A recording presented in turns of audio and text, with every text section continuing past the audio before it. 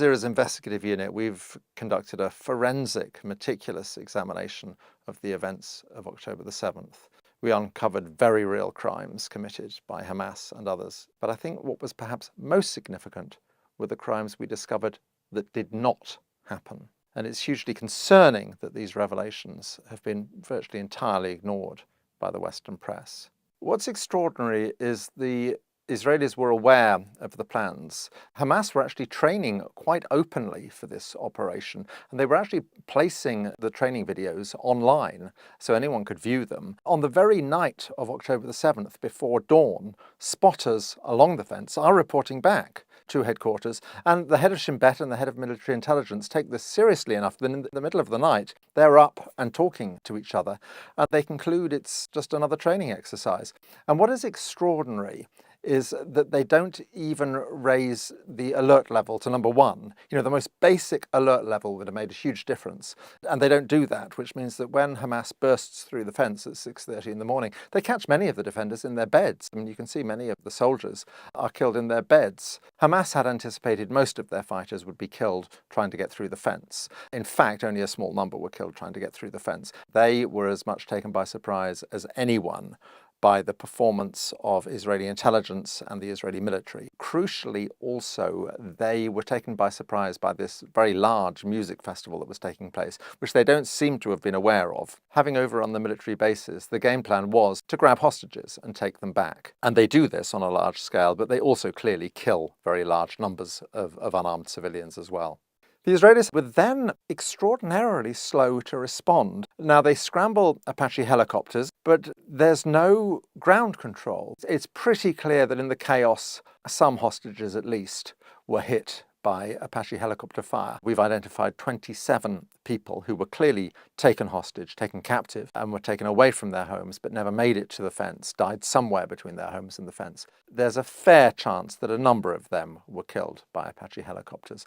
Within the kibbutzes, we've identified 18 people who were pretty much certainly killed by the police and the army as they arrived. 12 of them a specific incident in kibbutz Be'eri, where you have a large number of gunmen, around 40 gunmen, holed up in a house with 13 hostages. A tank is brought in and opens fire on the house. There are 2 survivors from this incident, which is why we know about it. There may be other incidents we don't know about because everyone was killed, but there are 2 survivors from this who spoke to Israeli media. There's a common sense thing. You just have to look at the scale of the destruction, and it's clear that 1,200 men armed with rocket-propelled grenades and machine guns did not do all of this.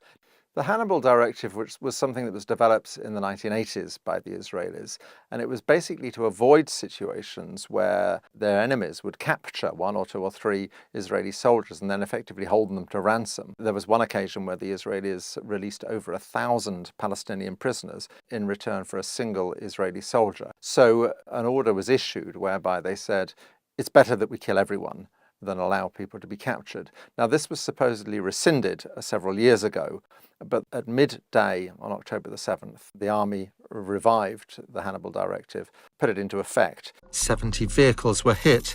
At least in some of the cases, everyone in the vehicle was killed. The Israeli military does not deny the report. The peculiarity of the days after October 7 is that the Israeli media and subsequently the international media choose to focus not on the very real and extensive crimes that Hamas and others did commit, but on crimes they did not commit. And this had 2 focuses. In the days immediately after, it's to do with babies. The most dramatic one is we see an allegation that there were 40 babies killed, many of them beheaded. This is very simple to deal with because we have a comprehensive list of the dead. We know that 2 babies are killed on October the 7th. One is a 10-month-old child who is hit by a bullet fired through a safe room door. The other is a child who dies after an emergency cesarean, a Bedouin child, in fact. Now, any story about babies that does not relate to those 2, and there are a lot of stories about babies, is not true. We know it's not true. This has enormous implications for the other wave of atrocity stories that began very quickly, which is to do with sexual violence, and particularly the Israeli assertion that it was widespread and systematic. To be clear, in the film, we are not saying that there were no rapes on October the 7th. We simply don't know. What we are saying is that there simply is not the evidence There's not the forensic evidence, there's not the visual evidence, there's not the photographic evidence, and there is not the witness evidence to support the allegation of widespread and systematic rape. The Israelis have this strange system where they farm out the collection of bodies after disasters and terrorist attacks and so on to an organization called Zaka, who are ultra-Orthodox religious volunteers. They collect the bodies, prepare them for religious burial and so on. A character that many people will have seen in the days afterwards is Yossi Landau, who was the southern commander of Zaka, who was on television a great deal. He said, "The two piles of 10 children each were tied to the back, burned to death." You then see a phone call which Netanyahu makes to President Biden, where he repeats this story. In fact, he embellishes it. They took dozens of children, bound them up, burned them, and executed them. Terribly important, this, because it was entirely untrue. We know the house he's talking about. He's talking about the house in Kibbutz Be'eri, which was the house that was stormed by Israeli police and military, and where it is almost certain that all of the hostages were killed by the Israeli police and military. There were 2 children there, 2 twins, but no other children, so we know the story is untrue. Mr. Landau told a number of other stories. There's one particularly notorious one about the fetus being cut out of a pregnant woman. The baby that was connected to the cord was stabbed, and she was shot in the back. We simply know this is untrue. The list of the dead show there's no such victim. Mr. Landau said, I have a picture of this atrocity. If you want to see the picture, I have the picture of it. This is the baby. I'm sorry to be graphic here, but I can't see a baby here. You can't see the baby but this is the picture of the mother. It was a piece of charred flesh. It wasn't a baby. It certainly wasn't a baby. So it was interesting. And psychologically, I'm not quite sure why he offered to show me a photo that he didn't have. I'd point out as well that Zaka was an organization that was in trouble. There had been a major scandal. Its founder had been accused of child sexual abuse. There was a financial scandal. It had been found to be cooking the books. It's raised an awful lot of money since October the 7th. These stories were clearly useful, and they were useful to the Israeli government. In the film, we see Benjamin Netanyahu visiting Zaka volunteers and thanking them for talking to the world's media and stressing that this is another front in the war. מנהיגים וגם לדעת הקהל.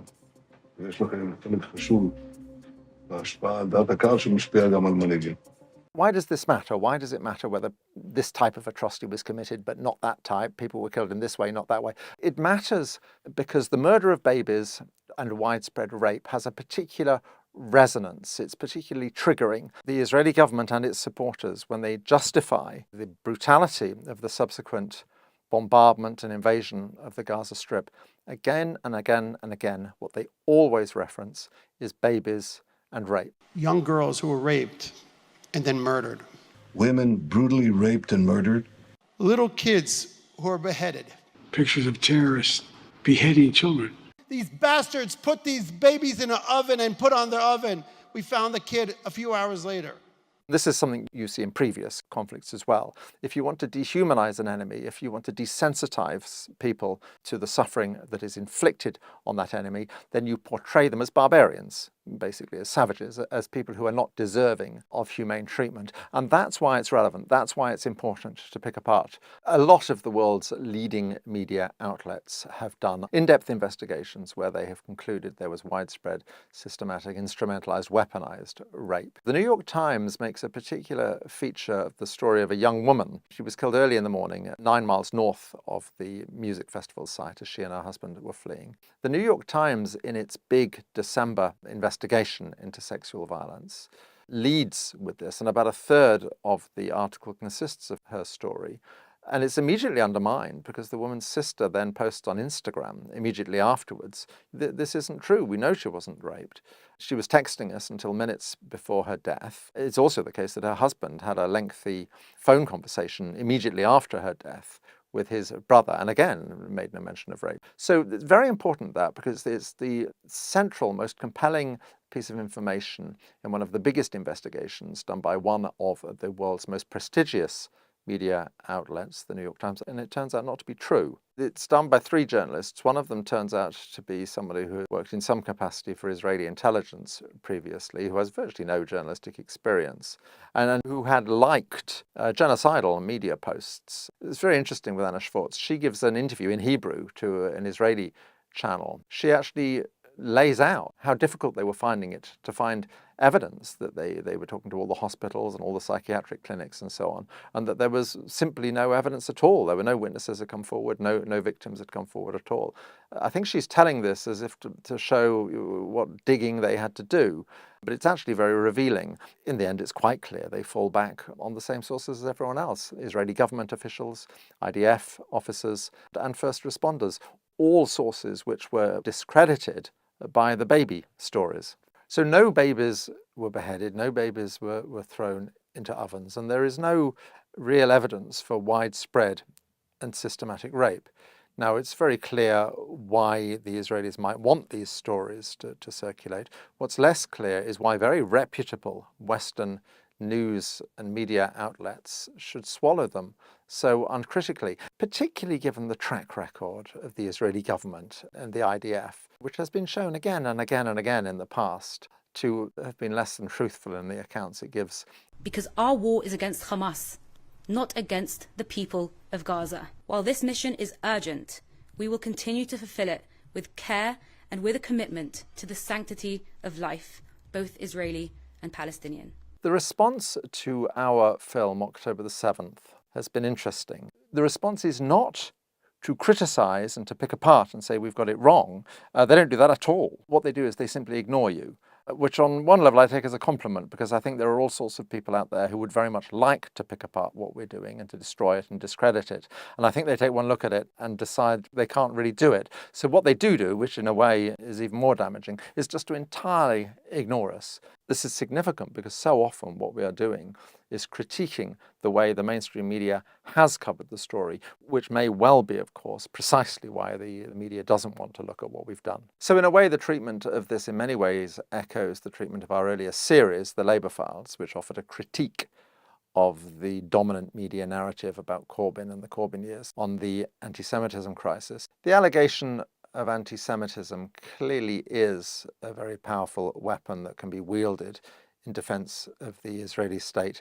I think sometimes, particularly by the Israeli state, it is wielded very cynically and very deliberately. When the ICC investigates Israel for fake war crimes, this is pure anti-Semitism. It's not the case in Western media and Western societies that you cannot criticize Israel. You can. Now, you have to be a bit careful about how you do it, but certainly at the moment, during the assault on Gaza, you certainly can. What you cannot do is to question the fundamental philosophy of Zionism. What you are not allowed to do is to say what all Palestinians would say: Israel is a state whose defining feature is and has always been that it is structured to ensure the domination of one ethnicity over another, that it is in effect an apartheid state, which is what all of the world's human rights organizations now describe it as. The enormous peculiarity and dysfunction of Western media with Israel is not only does it not say that, you're actually not allowed to say that. And this renders criticism of Israel perilous terrain. People are very on edge. They're very aware that they're straying into dangerous territory. They're very aware they have to choose their words terribly carefully, otherwise they will be misconstrued. You can see this happening at its worst within the Labour Party, where particularly Jewish people are far, far more likely to be suspended and expelled for anti-Semitism from the Labour Party than non-Jewish people. But there is something more fundamental that goes on, which regards the Palestinian people as a whole. Once you have tainted them with the stain of anti-Semitism, you have opened the door to, you have facilitated the dehumanization of Palestinians, which is the psychological prerequisite of Israeli brutality towards the Palestinians and of Western complicity in that brutality. Palestinians will often make the point that they did not choose who their occupier was, who their colonizer was. So in fighting back, yes, they are inevitably fighting back against Zionists and Jews. It doesn't mean they're anti-Semitic. One has to ask oneself the question, are we really saying that if they had been colonized by Greeks or Italians, they wouldn't be resisting their occupation? Of course they would. 36 Israeli children were killed on October the 7th, and this understandably got widespread international media coverage. At this stage, I think over 14,000 Palestinian children have been killed. And you would expect the outrage and the coverage to be proportionately greater, and it's not. in future people will look back at what is being done, which is essentially the flattening of a whole series of towns and the mass murder of thousands and thousands of unarmed civilians, almost half of whom are children. And they will be absolutely bewildered by how the West allowed this to happen under its very noses with weapons that were being supplied by the West. There is a rupture in the relationship of large numbers of people with the political media class. There is a fundamental alienation that is going on right now as a result of what is happening in the Gaza Strip. I think that's very dangerous for the future. The events of October the 7th are a case study in how traditional media can let us down and how we desperately need alternative voices that will genuinely probe these things and not simply accept the narratives that are fed to them. For this reason, I think it's enormously important to have outlets like Double Down News, and I would urge you to support Double Down News in any way you can.